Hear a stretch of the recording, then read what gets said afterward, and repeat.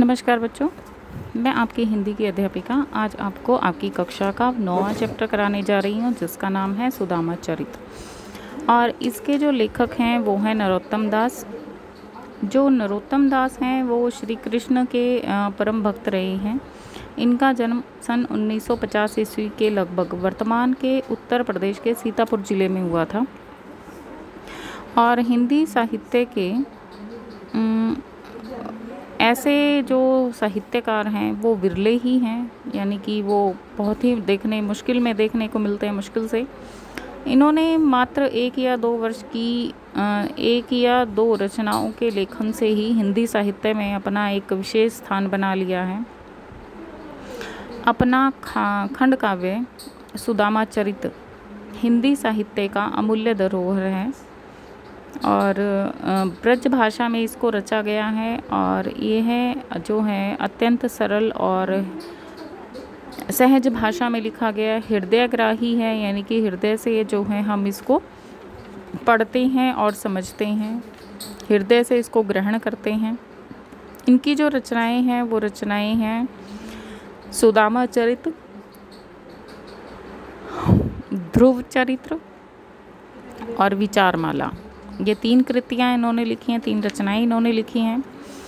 ये जो सुदामा चरित है, जो पाठ है, इसमें जो इनमें जो पद जो हैं, इसमें नरोत्तम दास जी ने श्री कृष्ण और सुदामा के मिलन, सुदामा की दीन अवस्था, कृष्ण की उदारता का वर्णन किया है।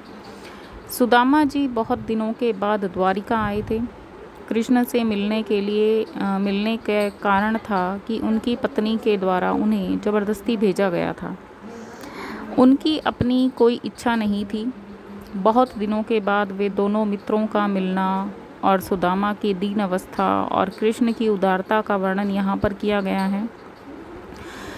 किसी तरह से उन्होंने मित्रता धर्म निभाते हुए सुदामा के लिए उदारता दिखाई है।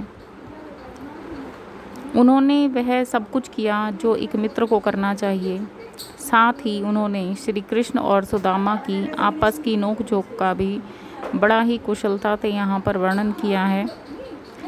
इसमें उन्होंने यह भी दर्शाया है कि श्री कृष्ण कैसे अपने मित्रता धर्म का पालन बिना सुदामा के कहे हुए उनके मन की बात को जानकर कर देते हैं। यानी कि वे सुदामा जो है उनको कुछ भी नहीं कहते, लेकिन कृष्ण जो है उनकी मन की बात को जो है वो समझ लेते हैं और अपने धर्म का पालन करते हैं। मित्र का यह सबसे परम कर्तव्य रहता है कि वह अपने मित्र के बिना कहे उसकी मन की बात को जान जाए और उसकी अवस्था को जान ले और उसके लिए कुछ कर दे और उदारता दिखाए। यही उनकी महानता है। द्वारका जाहूँ जो 8 जाम यह जग तेरा। इसमें जो नरोत्तम दास जी हैं उन्होंने यहाँ पर वर्णन किया है कि जब सुदामा और कृष्ण जो हैं उनका आपस में मिलन होता है, सुदामा जो हैं कृष्ण से मिलने जाते हैं, उनकी पत्नी जो है ज़बरदस्ती उनको वहाँ पर भेजती हैं। तो यहाँ उसका वर्णन किया गया है कि द्वारका जाहूँ जो 8 जाम यही जग तेरा, कि द्वारका जाना है। ज़बरदस्ती जो है वो उनकी सुदामा की पत्नी उनको भेज रही है। तो वो कहते हैं कि 8 के 8 धाम जो हैं वहीं पर हैं। जो न कहो करियो बड़ी दुख, जाई कहीं अपनी गति हेरी, कि तुम जाकर जो है अपने दुखों को वहाँ उनका वर्णन कीजिए और जो आपकी स्थिति है उनको कहिए श्री कृष्ण के सामने। तभी आपकी जो दुर्गति है या बुरा वक्त जो है उसका समाधान होगा। द्वारका खरे प्रभु की छरियात है, भूपति जान न पावत नेरे। अब जो है वो वहाँ पर आ जाते हैं द्वारका में और प्रभु के दरवाजे पर खड़े होकर जो है वो प्रभु की छाया में हैं और वहाँ पर दरवाजे पर खड़े हैं, लेकिन वो अंदर नहीं जा पा रहे। भूपति जान न पावत नेरे, कि वो भूपति यानी श्री कृष्ण के पास नहीं जा पा रहे हैं, द्वारपालों ने उनको रोका हुआ है। पाँच सुपानी ते देखूं विचार के, भेंट को चारी चराऊ मोरे, चारी ना चराऊ मोरे। कहते हैं कि मेरे पास जो है कुछ देने लेने के लिए नहीं है। मैं सिर्फ श्री कृष्ण की भेंट करना चाहता हूँ, उनसे मिलना चाहता हूँ। सिर्फ उनको देखकर जो है मैं वापस आ जाऊँगा। तो वो वहाँ पर मिन्नतें कर रही हैं उनके पास। आगे जो है इसमें जो अगला जो हमारा पद है इसमें वो कहते हैं कि शीस पगान झंगा तन में प्रभु, जाने को आही बसे के ही ग्रामा। धोती फटी सी लटी दुपटी, अरु पाए उप आन को नहीं समाना। द्वार खड़ो द्विज दुर्बल एक, रहो चकीसो वसुधा अभिरामा। पूछत दीन दयाल को धाम, बतावत अपनो नाम सुदामा। यहाँ पर जो है कृष्ण जो दरवाजे पर जो द्वारपाल होते हैं वो जो हैं श्री कृष्ण के पास जाते हैं और सुदामा का वर्णन करते हैं कि एक इस प्रकार का व्यक्ति जो है इस प्रकार से दिखता है और वो आपकी भेंट करना चाहता है। तो यहाँ पर जो इसमें वो जब उसके लिए सुदामा जो है श्री कृष्ण के बचपन के मित्र सुदामा अपनी पत्नी के कहने पर वो जाते हैं और कुछ आर्थिक सहायता पाने की आशा में पैदल पैदल वहाँ पर पहुँचते हैं। तो उस समय का यहाँ पर वर्णन किया हुआ है। तो देखिए वो ये कहते हैं कि इन पंक्तियों में कवि कहते हैं कि सुदामा कृष्ण के महल के सामने खड़े थे। तब द्वारपाल ने महल के अंदर जाकर श्री कृष्ण को बताया कि हे प्रभु, शीस पंगा न झंगा तन में प्रभु, कि हे प्रभु, बाहर महल के द्वार पर एक व्यक्ति खड़ा है जो बहुत ही दयनीय अवस्था में है और वह आपके बारे में पूछ रहा है। जाने को आही बसे को ही ग्रामा, और ये नहीं पता कि वो किस गांव में बसा हुआ है, कि किस गांव से यहाँ तक पैदल चलकर आया है। शीस पगा ने झंगा तन में, शीस पगा का मतलब कि उसके सिर पर ना तो पगड़ी है और ना ही झंगा तन में, यानी कि ना ही उसके शरीर पर कोई कुर्ता या वस्त्र है। कि वो इतनी उसकी हालत जो है उस अवस्था के बारे में वो बता रहे हैं कि उसकी हालत इतनी बुरी है कि उनके सिर पर ना तो कोई पगड़ी है और ना ही उनके सिर पर शरीर पर कोई कुर्ता है। पता नहीं वो किस गांव से आया है। जाने को आही बसे के ही ग्रामा, कि जाने को आही पता नहीं कि वो किस गांव से आया है। धोती फटी सी लटी दुपटी, अर पाँव अपहाई उपनाह को नहीं समा।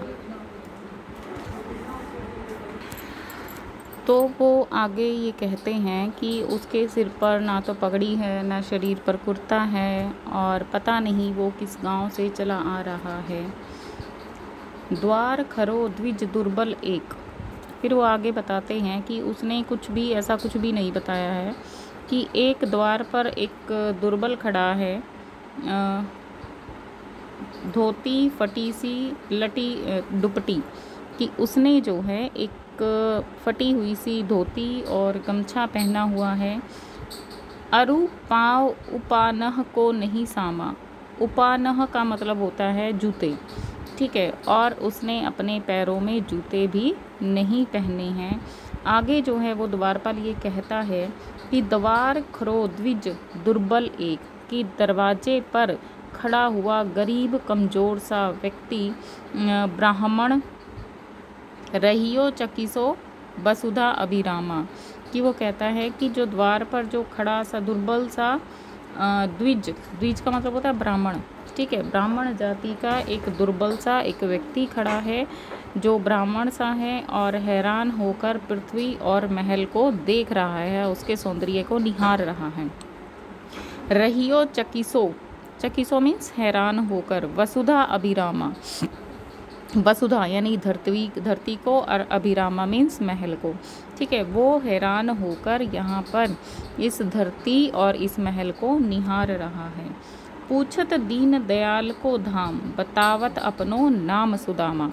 अब वो कहता है कि वह जो दीन दयाल है, अर्थात आपका निवास स्थान पूछ रहा है, वो ये पूछ रहा है कि दीन दयाल का घर कहाँ है। पूछत दीन दयाल को धाम, दीन दयाल का धाम या उसका जो निवास स्थान है या उसका घर है, यहाँ पर दीन दयाल श्री कृष्ण को बोला गया है। और वह कहते हैं कि पूछत दीन दयाल को धाम, कि वो दीन दयाल अर्थात आपके निवास स्थान को पूछ रहा है। बतावत अपनो नाम सुदामा, और वह अपना नाम सुदामा बता रहा है। क्लियर बेटा? ये जो है इसकी व्याख्या जो है आपको अपनी नोटबुक में लिखनी है। क्लियर? और इसका प्रसंग कैसे रहेगा? प्रसंग लिखेंगे, प्रस्तुत काव्यांश हमारी हिंदी की पाठ्य पुस्तक बसंत में से लिया गया है, जिसकी रचना नरोत्तम दास जी ने की है, और ये जो है उनके द्वारा रचा गया काव्य सुदामा चरित से लिया गया है। इसमें श्री कृष्ण के बचपन के मित्र सुदामा अपनी पत्नी के आग्रह पर कुछ आर्थिक सहायता पाने की आशा में उनकी नगरी द्वारका पैदल जा पहुँचे हैं, और कवि ने उस समय के दृश्य का यहाँ पर वर्णन किया है। ठीक है बेटा? अगला जो है देखते हैं हम इसमें आगे उन्होंने क्या कहा है। ऐसे बेहाल बिवाइन सो पग, कंटक जाल लगे पुनि जोई, हाय महादुख पायो सखा, दुख आए इते कित्ते दिन खोई, देखी सुदामा की दीन दशा, करुणा करके करुणा निधि रोई, पानी परात को हाथ छुओ नहीं, नैनन के जल सो पग धोई। अब यहाँ पर जो है इन पंक्तियों में वर्णन किया गया है कि जब सुदामा जो है कृष्ण से मिलते हैं, तो इसमें जब सुदामा एक दूसरे के सामने आमने सामने जाते हैं, तो उनकी जो है सुदामा की मलिन दशा और सुदामा की दीन अवस्था की उदारता का यहाँ पर वर्णन किया गया है।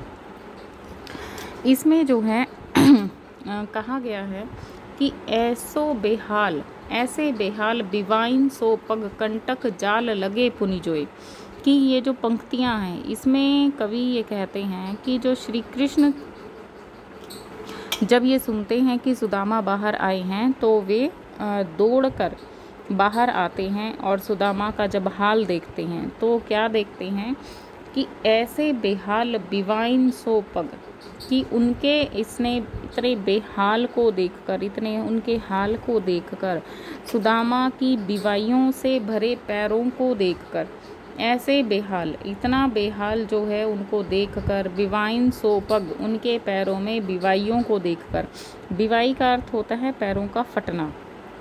ठीक है? तो बिवाइन से भरे हुए पैरों को देखकर श्री कृष्ण ने कांटे खोजकर निकाले, पग कंटक जाल लगे पुनि जोई, कि उन्होंने उनके जो पैरों में जो कांटे लगे हुए थे उन कांटों को निकाल दिया है। हाय महादुख पायो सखा। अब श्री कृष्ण जो है उनकी दशा को देखकर काफ़ी उनका दुख जो है वो, उनका जो मन जो है वो काफ़ी व्याकुल हो जाता है, और वो कहते हैं कि हाय महादुख पायो सखा, कि हे मेरे मित्र, तुमने महादुख पाया है, सबसे अलग दुख पाया है, बहुत बड़ा दुख जो है तुमने झेला है। तुम आए इते न किते दिन खोए, तुम इतने दिन में आए हो, ना जाने तुम कहाँ खोए हुए थे। तो वो कहते हैं कि हे मेरे परम मित्र, मुझे तुमसे अलग होना या मेरे लिए ये महादुख है, और तुम कितने दिन में आए हो, तुम कहाँ गुम हो गए थे। जैसे हम अपने दोस्तों से मिलकर बोलते हैं ना कि कहाँ था इतने दिन, कहाँ गुम थे, तो इस तरह की बातें जो हैं यहाँ पर श्री कृष्ण कहते हैं कि तुम इतने दिन में आए हो, तो तुम इतने दिन पर कहाँ खोए हुए थे।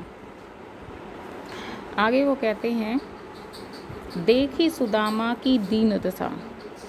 अब जो है वर्णन करते हैं कि इतने दिन तुम कहाँ थे, तो सुदामा का ऐसा हाल देखकर जो करुणा करके करुणा निधि रोई, करुणा करके, यानी कि सुदामा के ऊपर दया करके उनके ऐसा हाल देखकर, करुणानिधि मतलब यहाँ पर श्री कृष्ण के लिए प्रयोग किया गया है कि श्री कृष्ण जो हैं वो रो पड़े थे। देखी सुदामा की दीन दशा, कि सुदामा की इस प्रकार की दशा को देखकर जो करुणानिधि हैं, सबके दुखों को दूर करने वाले श्री कृष्ण हैं, वो इस सुदामा के दुख को देखकर जो है वो रोने लगे थे। पानी परात को हाथ छुओ नहीं, नैनन के जल सो पग धोए। अब वो ये कहते हैं कि उन्होंने जो उनके चरण धोने के लिए जो पानी मंगाया था, उस प्रात के पानी को उन्होंने हाथ भी नहीं लगाया। पानी परात को हाथ छुओ नहीं, उन्होंने प्रात के पानी को हाथ भी नहीं लगाया।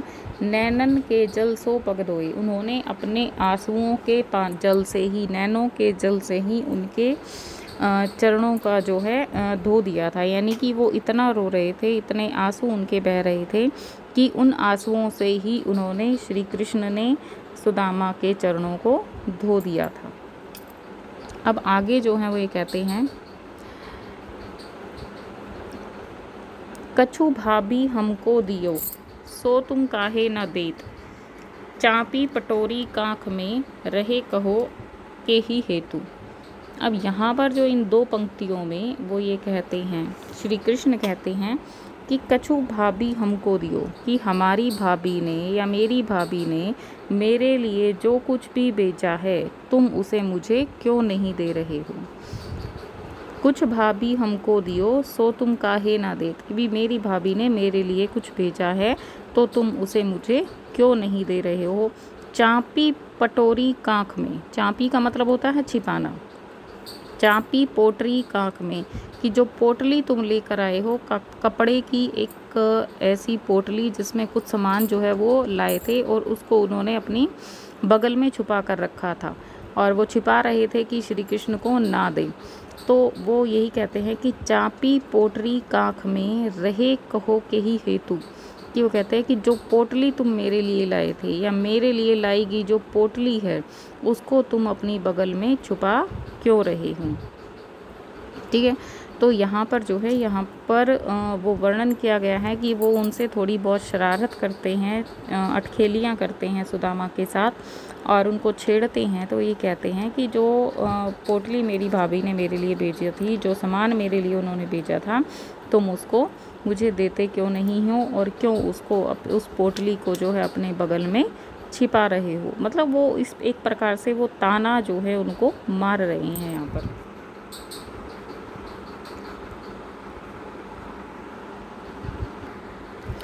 अब आगे जो है वो ये कहते हैं कि आगे चना गुरु मातु देते, लय तुम चाबी हमें नहीं दीने। अब यहाँ पर वो पुराने वक्त का जिक्र कर रहे हैं कि जब वो गुरु उसमें आश्रम में पढ़ते थे, गुरु के पास पढ़ते थे, तो एक बार उनको जंगल में लकड़ी चुनने के लिए जाना पड़ा था। तो उनकी जो गुरु माता है उन्होंने कुछ चने उनको रास्ते में खाने के लिए दिए थे, लेकिन वो चने जो हैं सुदामा ने वो सारे चने जो हैं वो खुद खा लिए थे, कृष्ण को नहीं दिए थे। तो यहाँ इसी घटना का वर्णन यहाँ पर किया गया है और कृष्ण जो हैं वो उनकी बीती हुई बातों को याद करते हुए कहते हैं कि आगे चना गुरुमात दिए, तो कि जो गुरु माता ने हमको बचपन में, जो गुरु माँ ने हमके जो चने दिए थे वो तुमने सारे खुद खा लिए थे। लिए तुम चाबी हमें नहीं दीने, लिए तुम चाबी यानी चबा लिए थे, तुमने उनको खुद सारे चने चबा लिए थे, ना ही हमें नहीं दीने, मुझे नहीं दिए थे। शाम कहो मुस्काए सुदामा सो, चोरी की बान में जो मुझे परवीने। अब जो हैं वो इसी बात का वर्णन कर रहे हैं कि तुमने सारे चने जो हैं वो खा लिए थे, मुझे नहीं दिए थे और ऐसे ही जो अब तोहफ़ा तुम मुझे मेरे लिए लाए हो वो तुम मुझे नहीं दे रहे हो। शाम कहो मुस्काए सुदामा सो।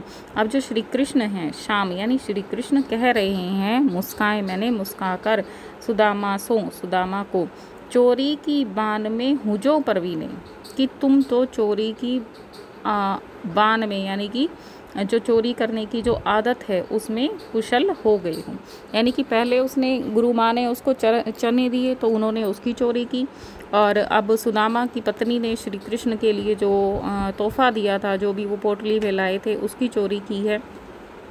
तो इसी का वर्णन यहाँ पर जो है वो सुदामा करते कवि जो हैं वो नरोत्तम दास जी ये कहते हैं कि वो श्री कृष्ण जो हैं सुदामा को ताना मारते हुए कहते हैं कि तुम तो अब चोरी की आदत में कुशल हो गए हो। यानी कि चोरी करने की आदत किसकी थी? श्री कृष्ण की थी। माखन चुराते थे, दूध दही चुराते थे। तो अब वो कहते हैं कि अब तुम भी जो है चोरी की आदत में कुशल हो गए हो, प्रवीण हो गए हो। आगे देखिए, पोटरी काख में चापी रहे तुम, खोलत नाही सुधारस भी ने। कि जो ये पोटली है जो तुम इसको छुपा रहे हो, उसको क्यों छुपा रहे हो? पोटरी काख में चापी रहे तुम, कि जो ये पोटली है जिसको तुमने अपनी बगल में छुपा कर रखा है उसको क्यों छुपा रहे हो? खोलत नाही सुधारस भी नहीं, तुम उसको खोलते नहीं हो, उसमें से जो है सुधारस भी नहीं, हल्की हल्की अच्छी सुगंधित खुशबू इसमें से आ रही है। सुधा का मतलब होता है अमृत, ठीक है। अमृत रस की जो है इसमें हल्की हल्की सुगंधित खुशबू आ रही है। पाछली बानी अजो न तजो तुम, तेसे ही भाभी न तुंदल की ने। पाछली बानी, ये जो पिछली आदत जो है वो तुम्हारी अभी तक छूटी नहीं है। पाछली बानी अजो न तजो तुमने जो अपनी पिछली आदत है उसको अभी भी त्यागा नहीं है। तजो तुम का अर्थ होता है त्यागा नहीं है। तैसे ही भाभी न तुंदल की ने, कि जो भाभी के द्वारा जो भेजा गया जो तोहफा है, तोहफा कौन सा? तुंदल का मतलब होता है चावल, कि चावल जो बनाकर मेरी भाभी ने मेरे लिए भेजे हैं तुम उसको अभी तक छुपा रहे हो। और ऐसे ही जो तुम्हारी जो पिछली पुरानी आदत है छुपाने की, चोरी करने की, उसको तुम अभी भी तुमसे वो आदत छूटी नहीं है। तो इस पूरे जो पद है, इस पूरे पद में जो है वर्णन किया है कि सुदामा जो है वो अपनी बातें, अपनी चीज़ें जो हैं कृष्ण से छुपा रहे हैं। जैसे गुरु माता ने उनको चने दिए थे वो भी उन्होंने श्री कृष्ण को नहीं दिए थे, और अब जो सुदामा की पत्नी ने जो तोहफा, जो चावल जो हैं कृष्ण के लिए भेजे थे, उसमें से जो सुगंधित खुशबू आ रही थी उसकी महक से श्री कृष्ण जो हैं वो मांग रहे थे, कि उसको बोल रहे थे कि इसमें जो पोटली तुमने छुपा रखी है उसमें काफ़ी अच्छी खुशबू आ रही है। तो उसकी खुशबू से वे उसको बोल रहे हैं कि तुमने पहले भी जो है कुछ चीज़ें छुपाई थी, मुझे नहीं दी थी, और आज भी तुम ऐसा ही कर रही हो, तो तुमने अपनी पिछली आदत को नहीं छोड़ा है। तो वो ये आगे कहते हैं कि जो तुमने भी जो कुछ भी छुपा रखा है वो मुझे वापस दे दीजिए। आगे की जो वीडियो हैं, जो पाठ है, आगे के जो 3 पद रह गए हैं वो हम अगली वीडियो में करेंगे।